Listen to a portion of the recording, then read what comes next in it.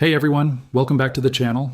If you've been watching the markets lately, you've probably noticed something absolutely wild happening. While everyone's been obsessing over Bitcoin and the latest tech stock movements, there's been a quiet revolution taking place that most mainstream media won't tell you about.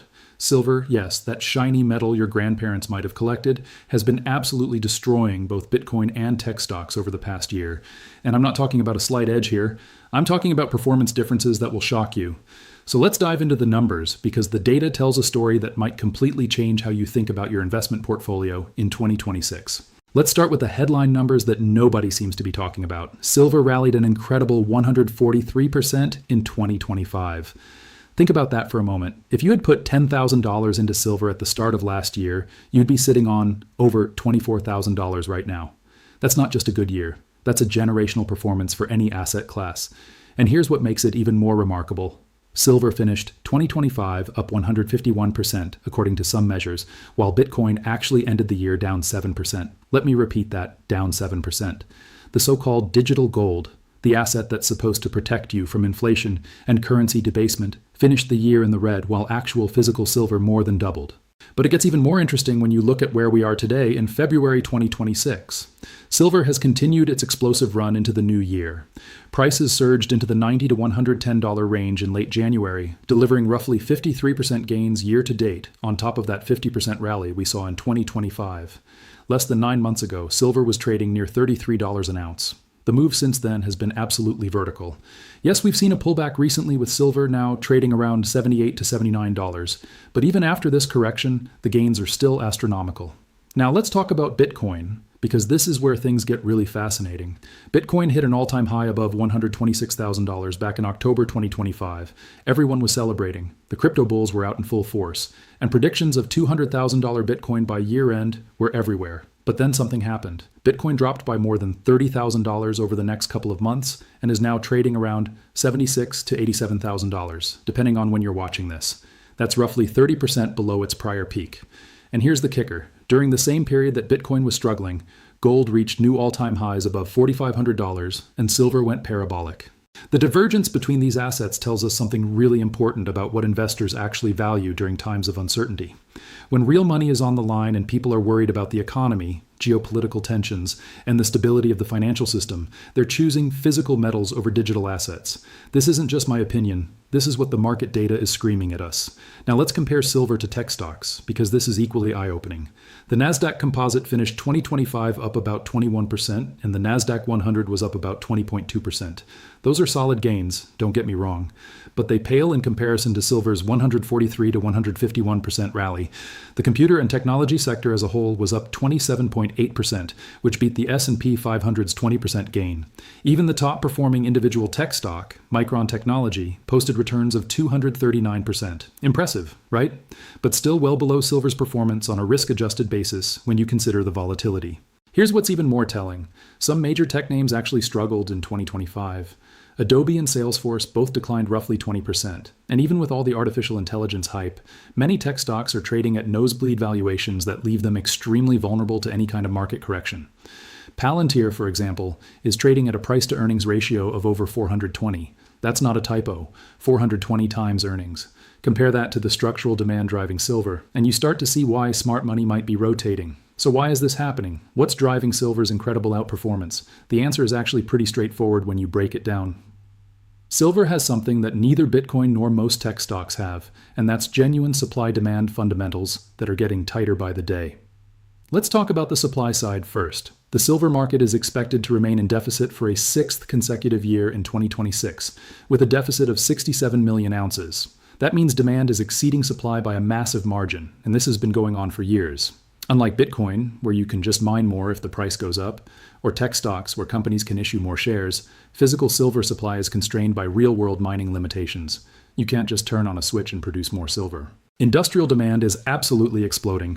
Data from the Silver Institute shows industrial consumption hit roughly 680 million ounces in 2024, accounting for nearly 60% of total global demand. And here's where it gets really interesting for the future. Solar photovoltaic installations are projected to reach about 665 gigawatts in 2026, consuming an estimated 120 to 125 million ounces of silver. That's solar panels alone, eating up a quarter of global supply. and this demand isn't going away. If anything, it's accelerating as governments worldwide push for green energy transitions. Then you've got electric vehicles. Silver demand from the EV sector jumped an estimated 20% in 2025. Every electric vehicle uses significantly more silver than a traditional car because of sensors, battery management systems, and high-voltage wiring. As EV adoption continues to grow, this becomes another structural tailwind for silver demand. And we haven't even talked about artificial intelligence yet. All those AI data centers that tech companies are building, the ones driving demand for NVIDIA chips and Micron's memory, those facilities use massive amounts of silver in their infrastructure. The electronics, the power systems, the cooling equipment, it all requires silver. So in a weird twist, the AI boom that everyone thinks benefits only tech stocks is actually a huge driver for silver demand too. Now compare this to Bitcoin's situation. Bitcoin's narrative was supposed to be that it's digital gold, a hedge against inflation and currency debasement. But when inflation actually spiked and currencies actually weakened in 2025, Bitcoin didn't perform like gold at all. Instead, it behaved more like a risk asset, moving in tandem with tech stocks. When fear rose in the markets, Bitcoin didn't attract safe haven flows. It got sold off along with everything else. The data shows that Bitcoin finished December 2025 as less volatile than silver, which is actually unusual and tells us something important. Bitcoin's volatility compressed as liquidity dried up and speculative activity cooled. Meanwhile, silver's volatility increased because of genuine fundamental demand and supply constraints, creating real price discovery. One of these volatilities is driven by speculation, the other by actual scarcity. Institutions are also making their preferences clear. Central banks around the world have been accumulating gold at record levels, with global gold reserves surpassing 40,000 tons in the third quarter of 2025. Central banks purchased a net 53 tons in October alone, marking a 36% month-over-month increase. These are the most sophisticated institutional buyers in the world, and they're choosing physical metals, not crypto. Even retail investors are shifting. Google Trends data shows that searches for buy gold have consistently outpaced buy Bitcoin over the past year. People lining up outside bullion dealers to buy physical gold and silver is becoming a common sight again. And here's something interesting. Many of these buyers are younger investors who you'd think would naturally gravitate toward crypto, but they're choosing metals instead. The Federal Reserve's monetary policy is another massive factor working in silver's favor. The Fed ended quantitative tightening in December 2025 and has pivoted to what they're calling reserve management purchases. Markets are pricing in roughly 60 basis points of rate cuts by the end of 2026. Lower interest rates reduce the opportunity cost of holding non-yielding assets like silver. When you're not earning much in savings accounts or bonds, precious metals become relatively more attractive. There's also the geopolitical angle. China implemented export licensing restrictions on silver in January 2026. This tightened physical availability and pushed spot prices in major hubs above futures benchmarks, creating a condition called backwardation, which signals immediate scarcity. When the second largest economy in the world restricts exports of a critical industrial material, that's not a temporary blip. That's a structural shift in the global supply chain. Now let's talk about what could happen next, because this is where things get really interesting for investors thinking about 2026 and beyond. The bull case for silver continues to strengthen. We're looking at persistent supply deficits, accelerating industrial demand from multiple sectors, potential Federal Reserve rate cuts, weakening dollar dynamics, and geopolitical tensions that support safe haven demand. Some analysts have silver price targets ranging from $81 as a conservative average to potentially testing $100 again, or even higher if the conditions align. The technical picture shows support levels around $65 to $70, with resistance in the $82 to $84 range. A confirmed break above $85 could open the door to $90 to $100 fairly quickly. And if we see any major geopolitical events, currency crises, or acceleration in the green energy transition, silver could potentially test those $120 levels we saw in late January again. For Bitcoin, the picture is more uncertain. The digital asset is stuck in an uncomfortable middle ground. It no longer rallies reliably with equities during risk-on periods, but it also fails to attract safe haven flows when uncertainty spikes. This identity crisis is a real problem. Bitcoin needs to decide what it wants to be. Is it a risk asset that moves with tech stocks? Is it digital gold? Right now it's neither, and that's reflected in its performance. That said, Bitcoin bulls would argue that once tax loss selling clears, first quarter capital deploys, and the Fed provides clearer policy guidance, Bitcoin's consolidation could resolve to the upside. If Bitcoin breaks convincingly above $100,000 again, volatility could return on the upside as momentum traders and retail FOMO kicks in. The 4-year crypto cycle theory suggests 2026 could still be a strong year, but that's a big if, and it requires Bitcoin to prove it can actually act as a store of value during the next crisis period. Tech stocks face their own challenges. While the AI narrative remains strong, and companies are projected to invest $530 billion in AI infrastructure in 2026, there are growing questions about monetization and profitability. Many AI stocks are trading at valuations that assume perfection for years to come. Any disappointment in earnings, any slowdown in AI adoption, or any broader market correction could hit these stocks hard.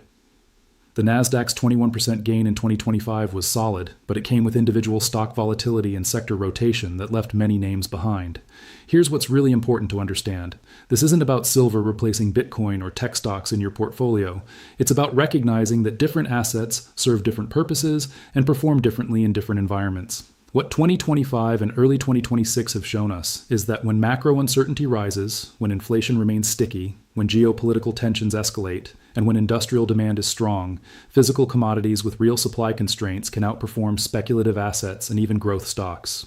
The anti-fiat drive that's pushing gold, silver, and to a lesser extent Bitcoin remains alive and well. Governments worldwide are pursuing combinations of lower interest rates, looser monetary policy, and fiscal stimulus.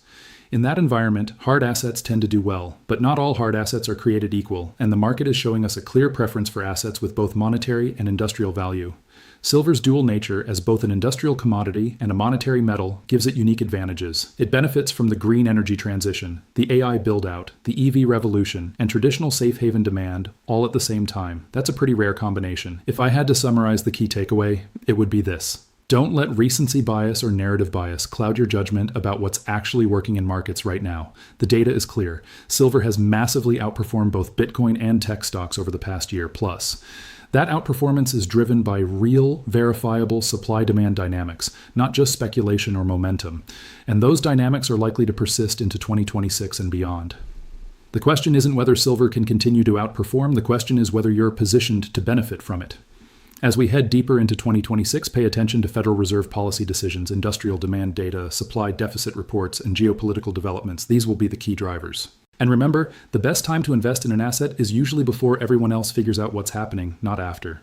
Silver might not be as sexy as Bitcoin or as exciting as AI stocks, but when it comes to actual returns and protection of purchasing power, the numbers speak for themselves. Thanks for watching, and I'll see you in the next one, where we'll dive even deeper into specific silver investment strategies and how to position yourself for what could be an incredible year ahead. Word count, 2,248 words. 48.